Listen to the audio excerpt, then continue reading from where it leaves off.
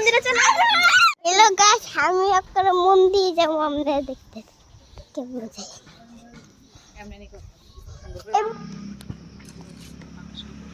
বাতাস করে তো ভিডিও শুরুতে তো দেখলে এই কেডা ভিডিও স্টার্ট করলো, একবার হচ্ছে গিয়া আমার বোন ভিডিও স্টার্ট করছে, আবার বোনের হাতে থেকে শুভ নিয়ে সেটা শুভ শুরু করে দিল। তো তারাই ভিডিওটা আজকে শুরু করে দিল। তো চলো ভিডিওটা কন্টিনিউ দেখতে থাকো। তো এদিকে হচ্ছে গিয়ে সকাল সকাল আয়া পড়ছিলাম একটু আশ্রমে, আর এদিকে একটু বইয়ে দিছি, অনেক শান্তি লাগে অনেক এদিকে আয়া বইয়ে থাকলে।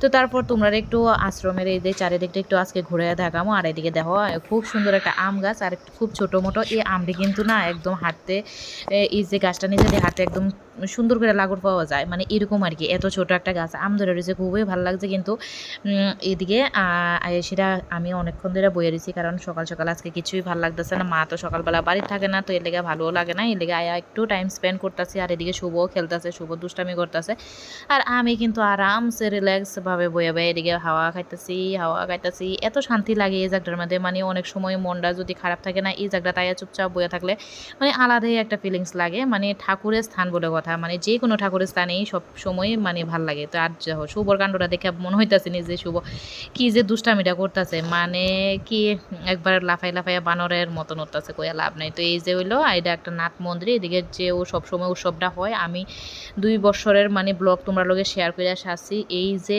মন্দিরের উৎসবটা। আর এদিকে দেখো এই যে আমটি খুবই সুন্দর, আর এদিকে কিন্তু শুভ, আর এই যে আমি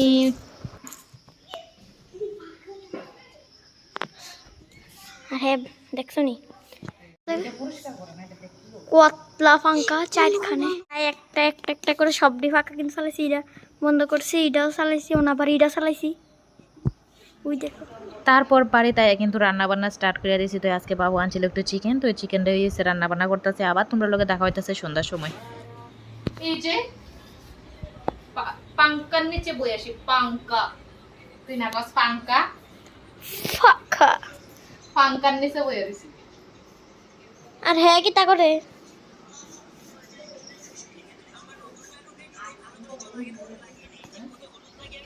কি তা গাছ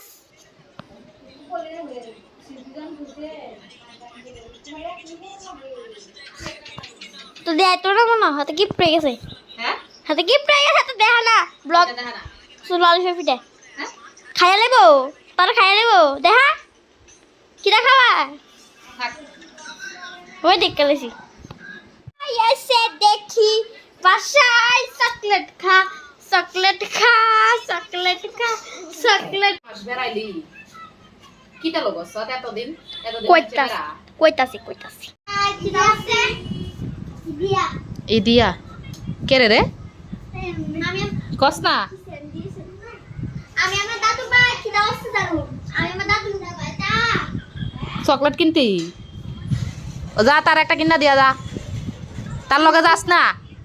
আনছি 5 টাকা ও 5 টাকা আনছে চকলেট কিনতে যাইতাছে 2 উলঙ্গ রাজা 5 টাকা লয়ে আইছে ক আমার দাদু ভাই তুমি টিভি আসিল মোবাইলটা লই টিভি আসিল, তো টিভি দেখছি বড় লই দেখছি আমি মনে লাগে মামা তো মনে লাগে কাটতে জিতে তো লাগবে তুমি সামান্য লাগছি, তারপরে মধ্যে গেছি থাকছি সাঁতার কাটছি, আর কি মজা তাতে বৃষ্টি হইছে, বৃষ্টি হইছে কারণ নাই। তো আমার বোনের গল্প শুনতে শুনতে তো আমার পেটে লাগিয়ে গেছে প্রচুর পরিমাণে ক্ষুধা। তো আয়া পড়ছি একদম রান্না করে, আর আয়া কিন্তু একদম রুটি না লুচি বিল্লা নিয়েছি, আর তেল ওইদিকে গরম বসে দিয়েছি, তখন ফুলকো ফুলকো লুচি বানাবো আর গরম গরম খাবো। আর এইদিকে কিন্তু মা বাবু চা খাওয়া অলরেডি হয়ে গেছে। তো তোমরা যদি আমার হাতের ফুলকো ফুলকো লুচি খেতে ইচ্ছা করে আয় ফিরো।